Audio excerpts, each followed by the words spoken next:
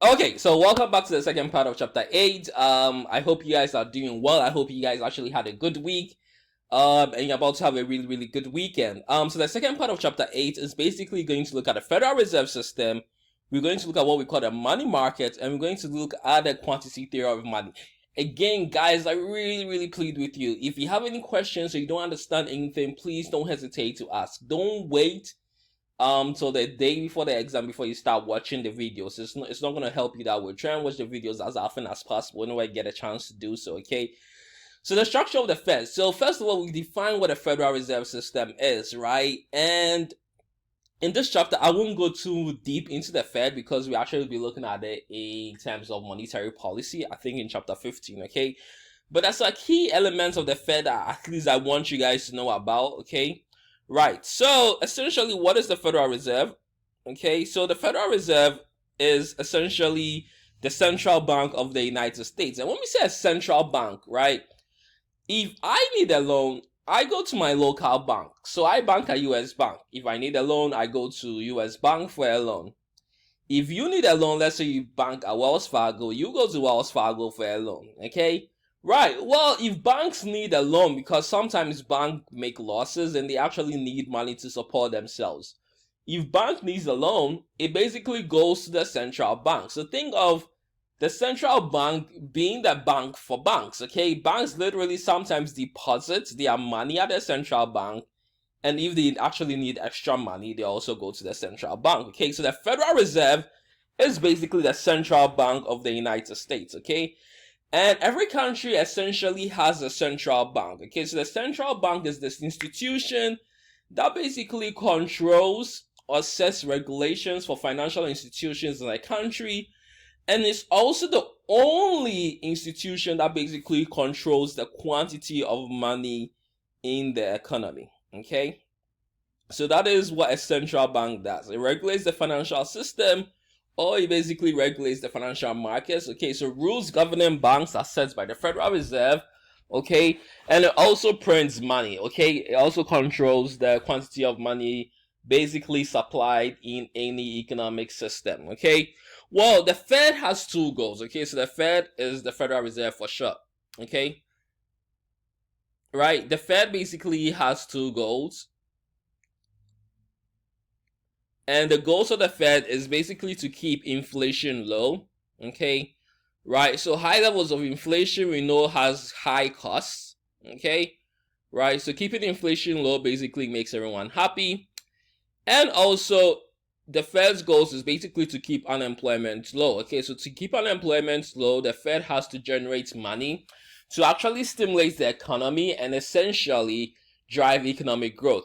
Well, every time there's economic growth or every time the economy is expanding, unemployment tends to decrease because there are jobs for everyone. Okay, so these are the two main goals of the Fed, and other goals are to, ensure long-term economic growth or just to control the business cycle. Okay, but the Federal Reserve System, apart from being sort of this regulatory institution for financial institutions in the United States, basically has the goal of keeping inflation low and unemployment low as well. Okay, now the structure of the Fed is pretty interesting. The structure of the Fed is made up of the board of governors. Okay, so the board of governors are people who actually sit on the Fed and make important decisions involving regulating the financial system. Okay, the Federal Reserve is also made up of 12 regional Federal Reserve banks. Okay, so these are 12 in total, and what we call the Federal Open Market Committee. Okay, so the Federal Open Market Committee essentially basically sets monetary policy, and we'll look at that in more detail. Okay, so they are the branch of the Fed who are basically in charge of setting monetary policy.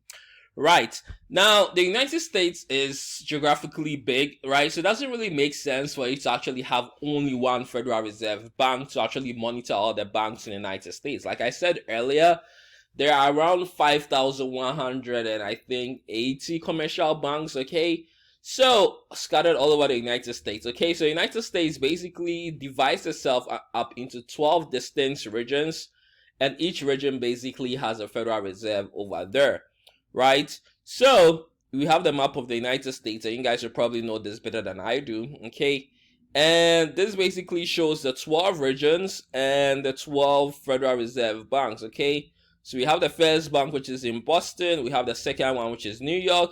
We have the third one, which is Philadelphia. We have the fourth one, which is Cleveland. Fifth one is Richmond. The sixth one is in Atlanta. The seventh one is in Chicago. Eighth is in St. Louis. Ninth is in Minneapolis. 10th is in Kansas City. 11th is in Dallas. And the 12th one is San Francisco. Okay. So let's look at Iowa. Right. The Federal Reserve Bank, which is the seventh one in Chicago, basically is responsible, right, for all institutions, all financial institutions in Iowa.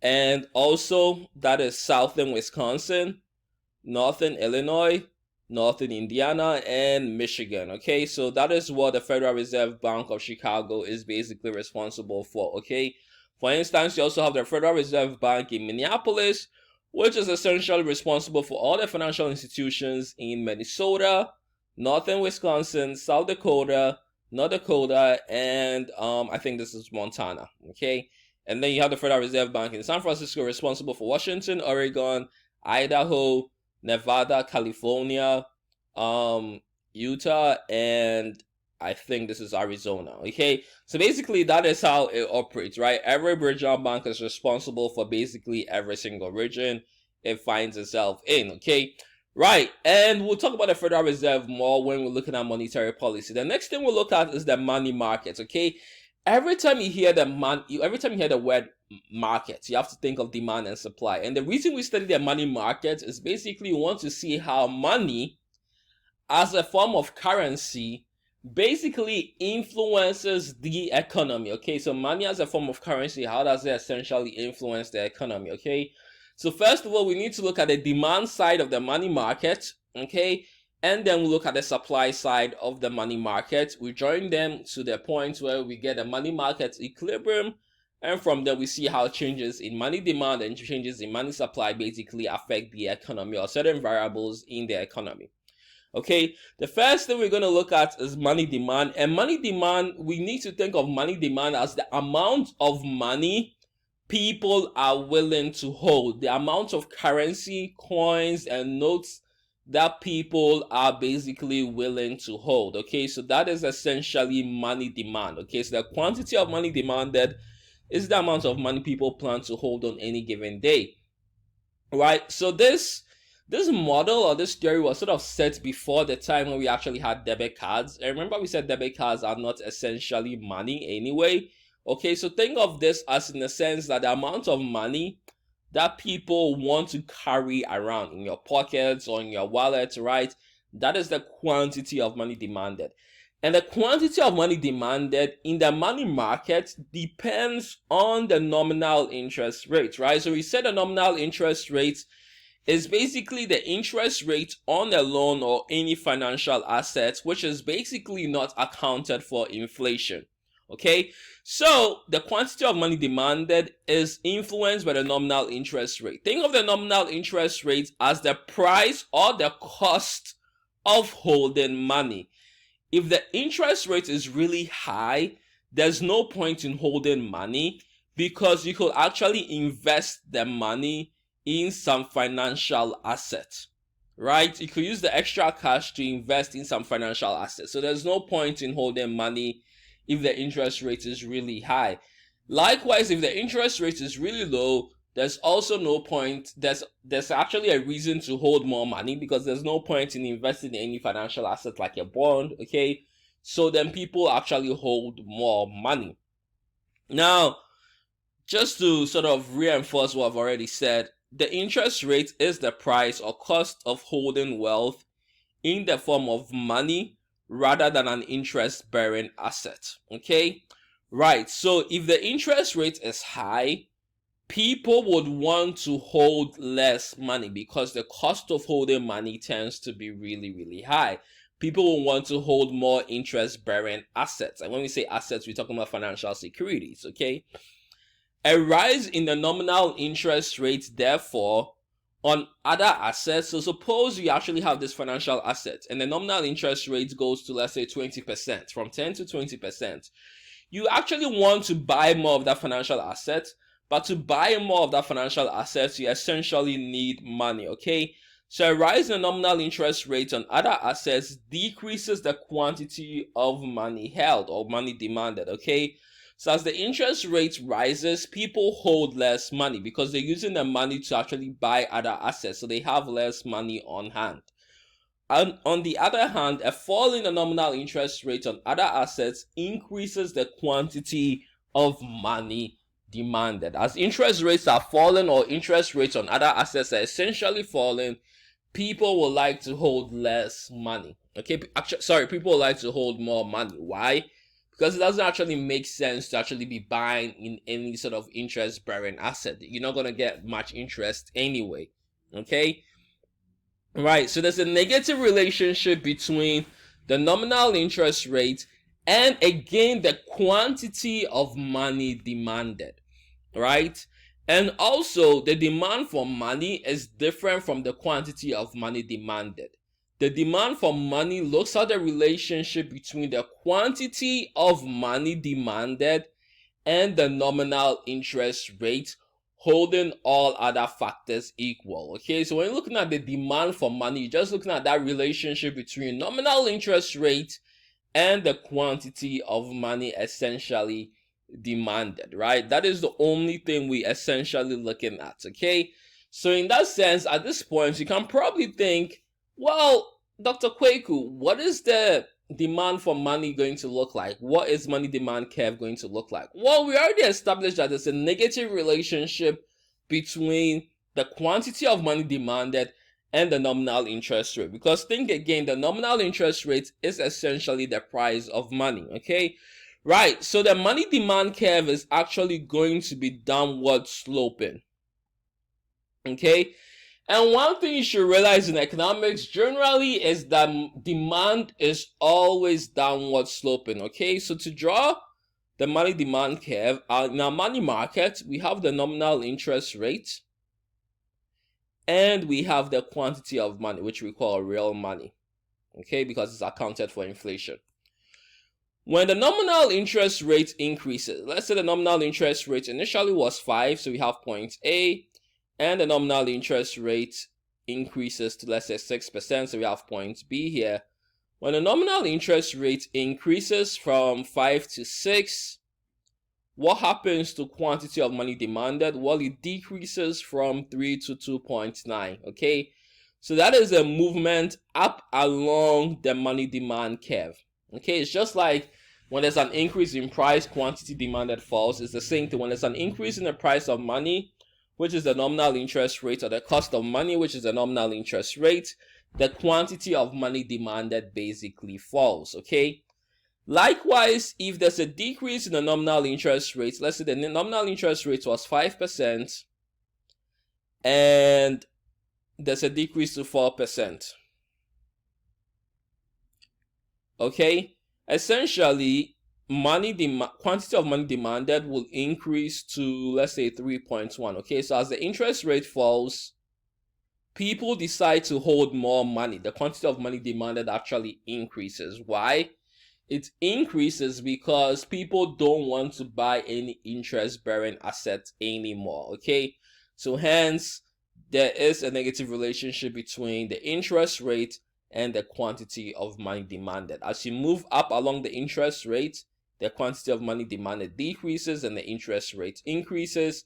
As you move down along the interest rate, the quantity of money basically increases and the interest rate decreases. Now, the next thing we'll look at is basically what shifts the demand curve for money. Okay, what shifts the demand curve for money? Well, the first factor that basically shifts the demand curve for money is the real GDP.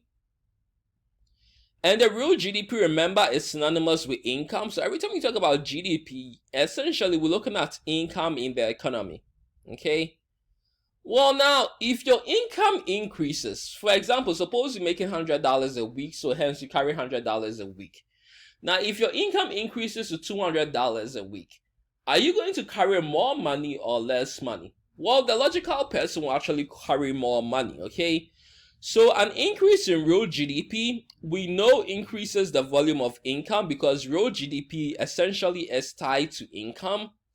and hence increases the demand for money. Okay, so as real GDP increases, people decide to actually hold more money because income has increased. Okay, you feel richer, so you hold more money in your wallet or in your pocket or whatever. Conversely, a decrease in real GDP will actually decrease the volume of income and thus decrease the demand for money. When your income decreases from $100 to $50, now you're no longer carrying $100. You're going to be carrying something that's equivalent to $50 or probably even less, okay? So when your income decreases, when real GDP decreases, your income decreases, and as such, your demand for money decreases. We know that when demand increases, okay, it's a rightward shift of the demand curve. Okay, so this is right. And when demand decreases, it's a leftward shift of the demand curve. So this is essentially left. Okay, right. The other thing that actually affects the demand for money is financial innovation. And again, like I said, this theory, you need to think of it in the sense that money markets basically is looking at how much money is being held in terms of money demand, okay? Right, now financial innovation is due to technological change and the creation of new financial products like ATMs and debit cards or credit cards. Now, if there's more financial innovation, for example, right, there are different ways of carrying money. Let's say there are more credit cards or more debit cards in the system, okay? So people actually don't carry cash, or people actually don't carry currency, okay? So higher levels of financial innovation decreases the demand for money. When financial innovation is a lot, the money demanded decreases, okay? And then the money demand curve will essentially shift to the left because people hold less money, okay? Because you have a credit card where everything is basically stored. At the same time, if there are lower levels of financial innovation, so if you go to an economy where there are lower levels of financial innovation, it increases the demand for money, okay? Essentially increases the demand for money because you actually have to hold more money in that sense, okay? Right. So the two factors that actually affect demand or changes in the demand curve for money is essentially, right, the real GDP and financial innovation, okay? And again, if you don't understand anything, please shoot me an email and I'll be more than happy to respond to it, okay? So increase in demand has to do with a rightward shift of the demand curve. The next thing we'll look at is the money market equilibrium. So what do we mean by equilibrium, right? Remember we said equilibrium is essentially the point where demand equals supply, okay? So it's the same thing in the money market, okay? The money market equilibrium happens when the quantity of money demanded equals the quantity of money supplied. Now, we haven't really talked about the quantity of money supplied because it's relatively simple. The quantity of money supplied in generally any economy is always by the Federal Reserve. The Federal Reserve is the only institution that basically supplies money in the economy. Why? Because the Federal Reserve is the only institution that has authority to supply money, right? So the Federal Reserve prints money and basically distributes it to banks, and then we basically get our money, okay? So money, or the quantity of money supplied, is basically determined by the Federal Reserve, okay? So the Federal Reserve is the only institution that controls the money supply, and regardless of what is happening, so regardless of the nominal interest rates, regardless of what interest rates are in the economy, right, the Federal Reserve is always going to print a certain amount of money because it has a target amount of money that it has to print, okay? So the Federal Reserve controls the money supply by printing money, and what we also call the open market operations, okay? The open market operations, you don't need to know it now because we'll be looking at it in monetary policy, but the open market operations involves the sale and purchase of financial securities, okay?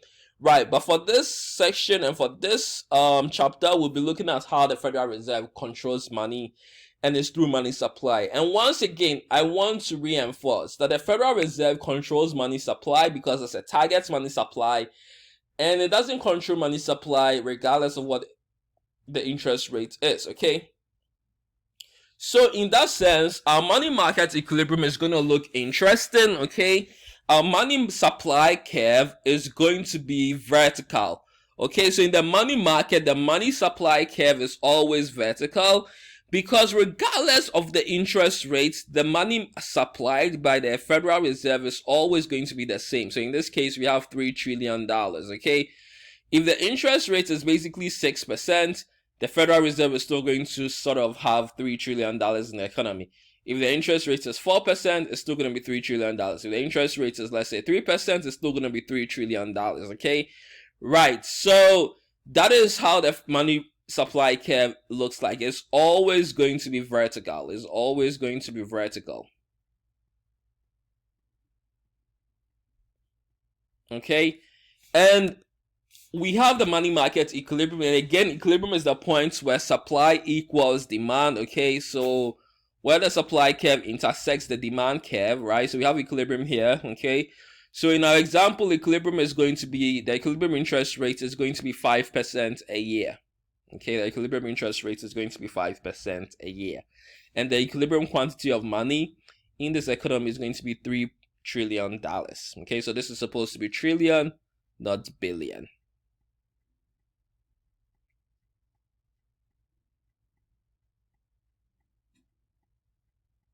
Okay, now what if there's a surplus in the market? Well, a surplus in the market will only happen when, again, like the price of money, like we looked at the price of goods and services, the price of money, which is basically the nominal interest rate, is essentially above the equilibrium interest rate. Okay, so if the interest rate is 6% a year, the quantity of money that people are willing to hold is less than the quantity of money supplied.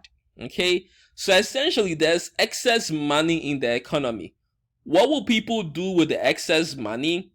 Well, people try to get rid of this excess money in the economy by buying financial securities such as bonds. Okay, so they buy financial securities like bonds, and we already saw in chapter 7 that there's an inverse relationship between financial securities and the price of financial securities and the nominal interest rate. Okay, so if more people are buying bonds, it means that the price of bonds or financial assets will generally increase, and if the price increases, it means that the interest rate is going to fall.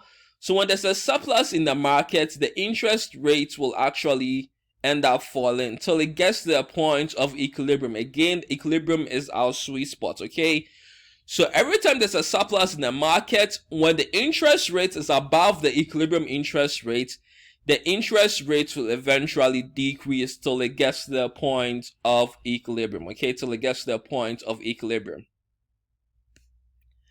Now, conversely, if the interest rate is below the equilibrium interest rate, so in the interest rate in this example is 4% a year, the quantity of money that people plan to hold will exceed the quantity of money supplied. So people want to hold more money, but there's not enough money to actually meet the demand of people wanting to hold that more money.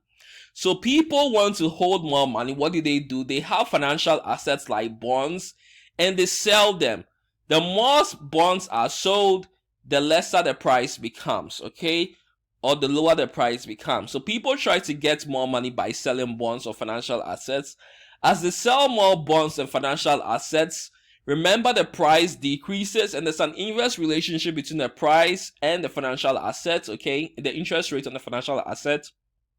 So in that sense, the interest rate will increase, and this will actually increase the interest rate, okay? This will actually increase the interest rate till the point where you get to equilibrium and everyone is happy of a gain. Now, let's see how changes in the money market affects the interest rate and the quantity of money. Okay, so we call this the short run effect of a change in the quantity of money. In the short run, basically what happens? Well, suppose initially the interest rate, equilibrium interest rate is 5%, right? So we are at point A. This is the equilibrium interest rate initially. Suppose the Federal Reserve decides to increase money supply. So we have a new money supply curve at MS1, right? When there's an increase in money supply, the money supply curve will shift to the right, okay? So then we actually have a new interest rate. Okay, so the Fed increases the quantity of money, the money supply curve will shift to the right, and from there we have a new interest rate. Okay, so what will happen? Well, interest rates will fall. So again, you compare the old equilibrium to the new equilibrium. Interest rates will fall from 5% to 4%, and this will increase the quantity of money demanded. Okay, so the quantity of money demanded, remember, is the movements down along the money demand curve. Okay, so this will increase the quantity of money demanded from 3 to 3.1. Okay, so every time there's an increase in money supply, interest rates fall and the quantity of money demanded basically increases. People tend to hold more money. Okay. Right, now what about if the Fed decreases the quantity of money? The money supply curve will shift to the left. Okay, this will cause the interest rate to rise because again we're comparing the old equilibrium point, which is right here, point A, to the new equilibrium point, which is point B.